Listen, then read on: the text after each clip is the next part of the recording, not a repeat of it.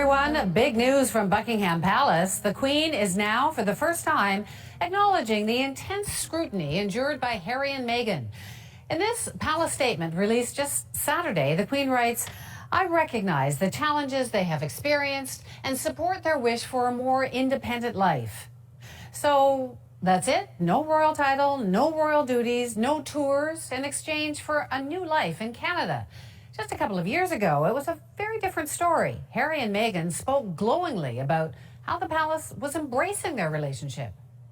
We've just had a really nice time getting to know them and progressively helping me feel a part of not just the institution, but also part of the family, which has been really, really special.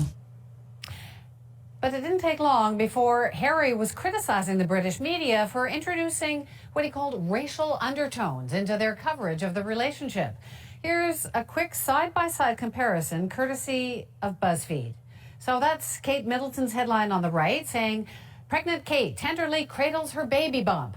Meghan Markle's is on the left there. "Why can't Markle keep her hands off her bump? Pride, vanity, acting?" Here's another. "The Duchess of Cambridge's secrets to looking sizzling" versus "My memo to Markle, we Brits prefer true royalty to fashion royalty."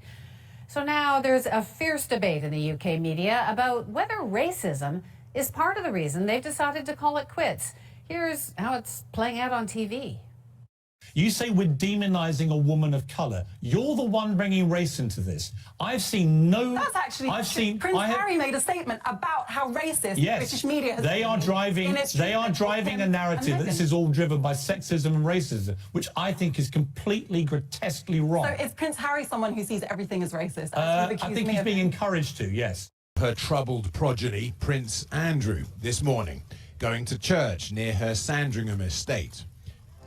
Remember this, the nation welcoming Prince Harry's new wife into the heart of the monarchy. But 2 years in and they want out. And the new arrangements are now clear. Harry and Meghan will no longer represent the Queen. But, she said, they will always be much loved members of her family. Now, this is far from an abdication, but it has got the nation talking. There are those whose sympathies lie with the Queen and the institution of the monarchy itself.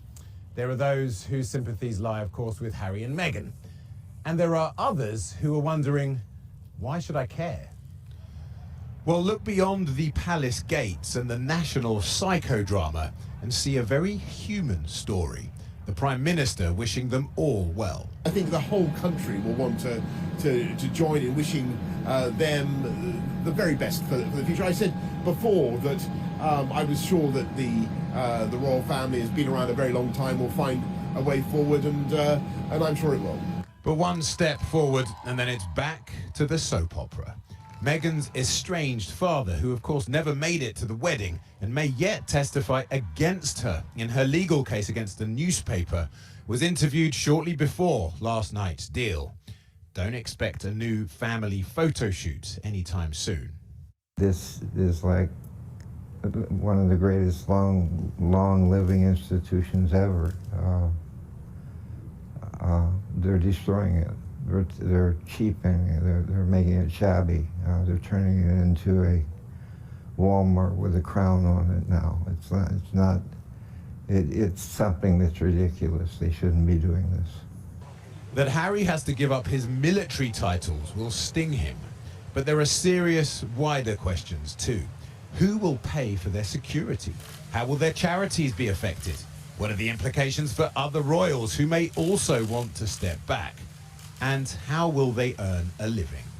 The danger for the palace, the worry for the palace, is that they will go into commercial activity that looks a bit tacky. You know, Meghan dolls or fashion shoots. And the problem for the palace about that is that the royal family is all about image. They're all about the royal brand. And if Harry and Meghan go and do things in Los Angeles or in America that look a bit tacky, that will dilute the royal brand and weaken the monarchy as a whole. I think it will prompt the British public to reevaluate what the monarchy stands for, what members of the royal family do, the way they do it, and British opinion as to how much freedom members of the royal family should be allowed to have. I mean, they are human beings after all. And, you know, from what we've seen, a lot of the British public support Harry and Meghan's decision to go off and do something a little bit different. We told you yesterday, Harry and Meghan will be dividing their time between the UK and Canada, and it was just announced that the two will no longer use their royal titles, nor, come the spring, benefit from taxpayer money. So, to talk about what this means for Harry, Meghan, and the royal family writ large, we've invited to the program today Robert Lacey. He is a royal historian based in London. So, thank you for joining us today, Robert. Pleasure, Michael. You know, I want to begin here with the British papers because, of course, they, this morning, all have their takes on this announcement that happened yesterday. Many, it seems, praising the Queen for delivering what's been described as a hard Megxit. How do you describe that reaction? What do you make of that reaction that we're now seeing? Well, that's certainly true. The deal is tougher against Meghan and Harry, in a sense, than people expected. They had talked about sort of spreading their time between both Canada and the British royal family, and the Queen has really said, well, you're in or you're out, and they're out. On the other hand, so that's how she's dealt with matters from the point of view of what we call the firm.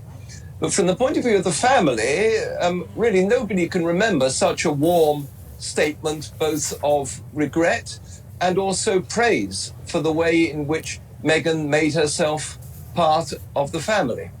And it's clear also from the announcement, the fact they're going to pay off £2.5 million for Frogmore Cottage, well, it's a sort of cottage, got 7 bedrooms, I think, in Windsor, where they're clearly going to spend a lot of time, well, no, not a lot of time, but a fair amount of time. Having said all that, they're bound for Canada, and the Queen is wishing them Godspeed, but without their titles of Royal Highness. They will remain the Duke and Duchess of Sussex, but at least while they're in Canada and outside the royal orbit, you won't have to call them Royal Highness, and you shouldn't bow the head to them either.